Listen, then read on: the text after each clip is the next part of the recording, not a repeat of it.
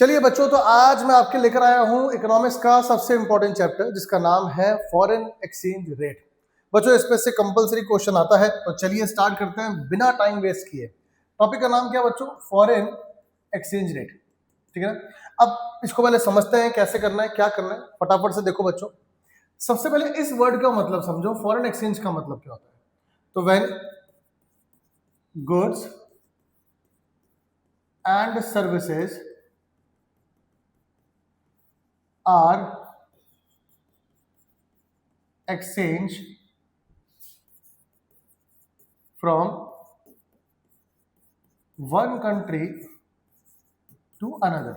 तो जब हम एक कंट्री से दूसरी कंट्री में हम लोग क्या करते हैं, गुड्स एंड सर्विसेज को ट्रांसफर करते हैं, तो हम उससे फॉरेन एक्सचेंज कहते हैं। फॉरेन एक्सचेंज बताया मैंने, है ना। तो मैं लिख दूंगा, हम इसे क्या बोलते हैं? हम इसे बोलेंगे बच्चों क्या? Foreign exchange. ठीक है, एक सेकंड बच्चों। ठीक है, तो बच्चों अब हम इसे क्या बोलेंगे? इट इज नोन एज, लिख देता हूं मैं, is known as foreign exchange. तो ये बच्चों हो गया आपके पास फॉरेन एक्सचेंज। ठीक है सर। तो ये सिर्फ पॉइंट नंबर 1 मैंने आपको बताया फॉरेन एक्सचेंज क्या होता है। चलो पॉइंट नंबर 2 की तरफ चलते हैं। पॉइंट नंबर 2 आपके पास क्या है? पॉइंट नंबर 2 है बच्चों आपके पास फॉरेन एक्सचेंज रेट। अब जिस रेट पे तुम गुड्स एंड सर्विसेज को एक्सचेंज कर रहे हो, देखो कितना आसान है। अगर आप ना टॉपिक को समझोगे तो भाई, यहाँ पे गुड्स एंड सर्विसेज को एक्सचेंज कर रहे हो तो फॉरेन एक्सचेंज, जिस रेट पे कर रहे हो उसको फॉरेन एक्सचेंज रेट बोल देते हैं। तो लिख देंगे बच्चों में क्या? Rate at which goods and services are exchanged from one country to another. तो जिस रेट पे आप बच्चों एक्सचेंज करो ना, उस रेट को हम लोग फॉरेन एक्सचेंज रेट कहते हैं। बहुत बार बच्चों आपके दिमाग में आता होगा ना कि अरे $1 90 हो गया, तो 91 कैसे हुआ, 92 कैसे हुआ, ये कम कैसे हो रहा है, ये ज्यादा कैसे हो रहा है। ये सब बच्चों इस चैप्टर में कवर करेंगे। तो बड़ा सिंपल है, ठीक है ना। पहला पॉइंट मैंने आपको पढ़ाया फॉरेन एक्सचेंज, दूसरा पॉइंट मैंने आपको पढ़ाया फॉरेन एक्सचेंज रेट। ठीक है ना। चलो तीसरा पॉइंट देखते हैं भैया अपन, डिटर्मिनेशन, यानी कि ये डिटरमाइन कैसे करते हैं रेट। चलो, determination of foreign exchange rate. तो इस रेट को आप FER को आप डिटरमाइन कैसे करोगे? तो इसको डिटरमाइन करने के बच्चों हमारे पास दो तरीके, ठीक है ना। तो मेथड नंबर 1 और फिर आएगा बच्चों मेथड नंबर 2। ठीक, कौन कौन से मेथड है बच्चों देख लेते हैं। तो पहला जो मेथड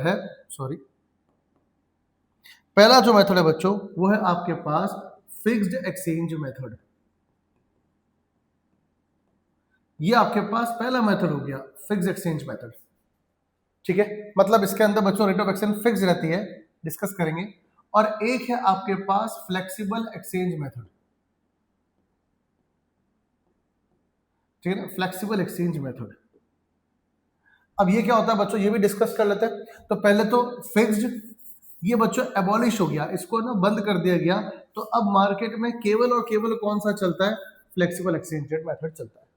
क्लियर है, ठीक है ना।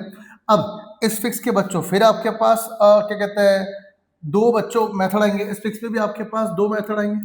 तो कौन कौन से बच्चों दो मेथड, आओ जरा फटाफट से देख लेते हैं। पहला मेथड आपके पास आता है इसके अंदर, ये आपके पास बच्चों फर्स्ट मेथड, ये आपके पास बच्चों सेकंड मेथड। तो जो फर्स्ट मेथड आपके पास आएगा वो आएगा क्या कहते हैं, गोल्ड स्टैंडर्ड सिस्टम। हटाता हूं यहाँ पे मैं, गोल्ड स्टैंडर्ड सिस्टम। ये सिस्टम एबॉलिश हुआ। फिर हमारे पास आया ब्रिटेन वुड सिस्टम। अच्छा, इसको है ना बच्चों हम लोग है ना पैक सिस्टम भी बोलते हैं। हाँ, आप लोग जो सोच रहे हो वो गलत हो, ये वो वाला पैक नहीं है। पैक का मतलब यहाँ पे तो कुछ और है। तो एक हो गया आपके पास क्या, गोल्ड स्टैंडर्ड सिस्टम, और एक हो गया बच्चों आपके पास क्या, ब्रिटेन वुड या पैक सिस्टम। हम इन दोनों को पहले पढ़ेंगे और इंट्रोडक्शन खत्म करेंगे। तो बच्चों बड़ा सिंपल है। पहला पॉइंट क्या पढ़ा, देखो चैप्टर को है ना यहीं पर याद कर लो। आप ये मत सोचो कि मैं बाद में याद करूंगा। पहला, फॉरेन एक्सचेंज का मतलब क्या होता है? जब इंडिया से बाहर गुड्स एंड सर्विसेज जाते हैं, जिस रेट पे जाते हैं हम उसे फॉरेन एक्सचेंज रेट बोलते हैं। इसको डिटरमाइन करने के दो तरीके, फिक्स्ड और फ्लेक्सिबल। चलो अपन चलते हैं पहले पॉइंट की तरफ बच्चों, जिसका नाम क्या है, गोल्ड स्टैंडर्ड सिस्टम। ठीक है बच्चों, तो पहला सिस्टम स्टार्ट करते हैं अपन लोग। फर्स्ट, गोल्ड स्टैंडर्ड सिस्टम, जिसको हम लोग बच्चों जीएसएस के नाम से भी जानेंगे। अब इसको याद कैसे करना है, सुनना। क्या होता है बच्चों इसके अंदर, यहां पे रेट ऑफ एक्सचेंज लिख देता हूं मैं, रेट ऑफ एक्सचेंज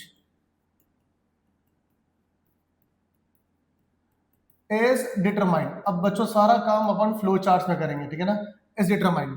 तो रेट ऑफ एक्सचेंज डिटरमाइन होगा, ठीक है ना, ऑन द बेसिस ऑफ, किस बेसिस पे, कोई ना कोई बेसिस तो होगा, तो on the basis of gold. तो भैया यहां पे अपन ने किसको बेस ले लिया, गोल्ड।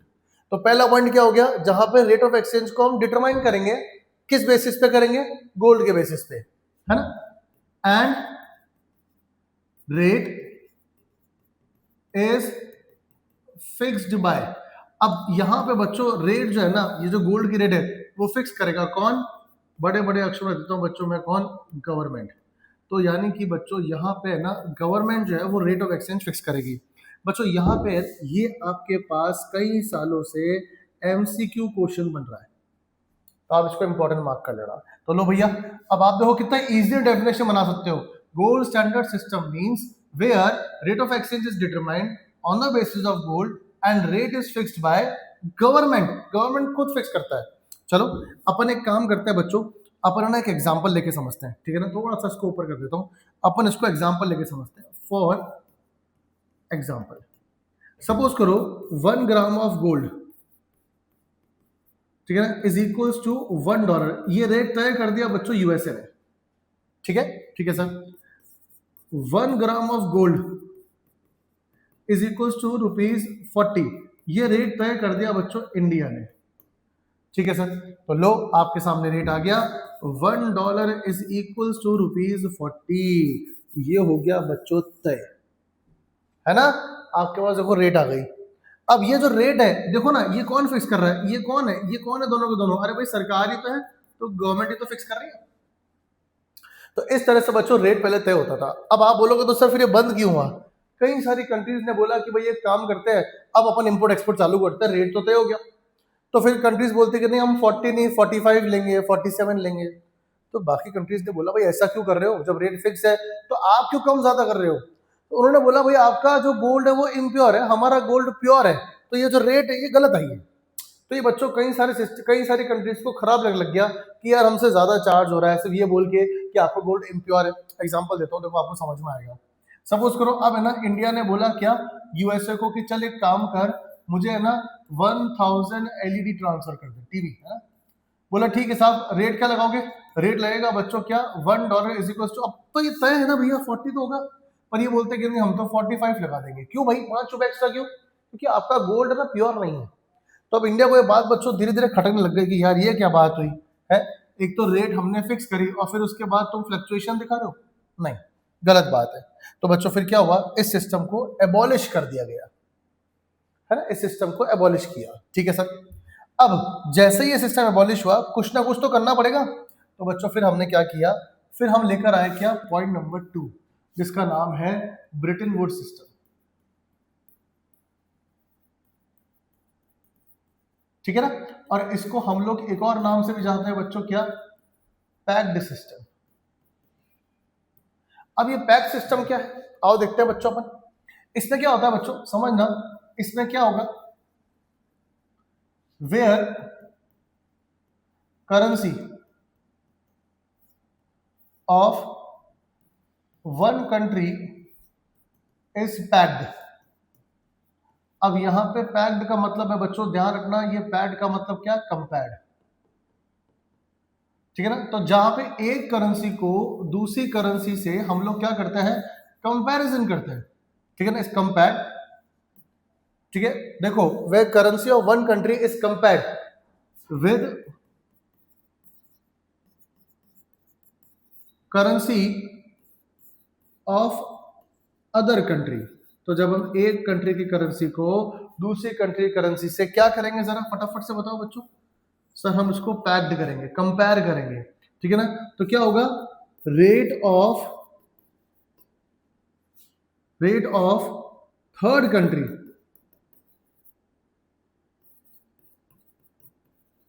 Will determine. अरे सर ये कैसे बताओ तो एक बार। तो चलो बच्चों अपन डिस्कस करते हैं एक बार, अपन आओ, ठीक है ना। देखो ऐसा समझो, तो $1 ने बोला यार अपन दोनों तो बराबर है यार, पी मतलब पाउंड हो गया बच्चों, है ना, यार अपन दोनों तो बराबर ही है शक्तियों में।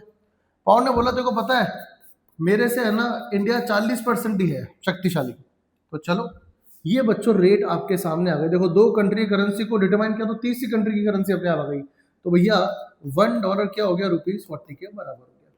लेकिन बच्चों यहाँ पे भी दिक्कत आना स्टार्ट हो गया। कई सारी कंट्रीज ने बोला कि हम डॉलर के साथ ही क्यों जो है वो कंपैरिजन करें, हम हमारी कंट्री क्यों उससे कंपेयर करेगी। तो फिर बच्चों फिर से ईगो क्लैशेस हो गए, फिर से कंट्रीज ने बच्चों कंपैरिजन करना स्टार्ट कर दिया कि तू ज्यादा शक्तिशाली नहीं है, मैं ज्यादा शक्तिशाली हूँ, डॉलर के साथ ही कंपेयर करेंगे भाई। तो फिर बच्चों इस सिस्टम को भी हमने एबॉलिश कर दिया। तो अब ये लोग दोनों के दोनों सिस्टम आपके क्या हो गए, एबॉलिश हो गए। तो ये बच्चों आपके सामने पूरा का पूरा देखो मैंने इंट्रोडक्शन रखा और खाली बच्चों मैंने आपके सामने क्या डिस्कस किया, फिक्स्ड एक्सचेंज रेट सिस्टम, है ना बच्चों। अब आप लोग सोच रहे होंगे सर मजा आ गया, पहला पॉइंट, दूसरा पॉइंट, तीसरा बच्चों फिक्स्ड एक्सचेंज रेट कैसे करते हैं। फिर गोल्ड के बेसिस पे करेंगे तो गोल्ड की रेट को देखेंगे और ये रेट कौन तय करेगा, सरकार, खत्म। फिर इसके अंदर आ जाओ बच्चों क्या, ब्रिटेन वुड के अंदर भाई इसमें करेंसी को बच्चों हम लोग है ना कंपैरिजन करेंगे। तो ये बच्चों ये आपका कीवर्ड हो गया, है ना, ध्यान रखना, ये जो है ये आपका कीवर्ड हो गया, ठीक है ना। यहाँ पे बच्चों गवर्नमेंट आपका कीवर्ड हो जाएगा। कीवर्ड का मतलब क्या होता है, हमें नहीं पता चल पाता कभी कभी भी कि क्वेश्चन क्या पूछ रहा है, तो उस कीवर्ड से पहचान लो। तो अगर आपके पास कीवर्ड गवर्नमेंट आ रहा है तो वो फिक्स एक्सचेंज रेट है, अगर कंपैरिजन आ रहा है तो वो फ्लेक्सिबल एक्सचेंज रेट है। कितना आसान है देखो, ठीक है बच्चों। तो अब यहाँ तक तो एकदम क्लियर हो गया होगा, कमेंट करके बताइएगा बच्चों आपको सब समझ में आया या नहीं आया। स्क्रीनशॉट आपको लेना है तो ले लीजिएगा बच्चों। अब आप लोग कई सारे बच्चे जो है वो इस चैनल को देखते तो हो पर आप फॉलो नहीं करते हो, प्लीज फॉलो करो, क्योंकि अब मैं और इसके अंदर बच्चों अकाउंट्स के इकोनॉमिक्स की वीडियोस को डालता रहूंगा। Till then bye bye. और हाँ, टेलीग्राम चैनल जरूर बच्चों ज्वाइन कीजिएगा, मैं कई सारे इंपॉर्टेंट क्वेश्चंस वहां डालता हूँ। थैंक यू सो मच, मिलते हैं अपन अगली वीडियो के अंदर, तब तक सब्सक्राइब जरूर कर लेना यार।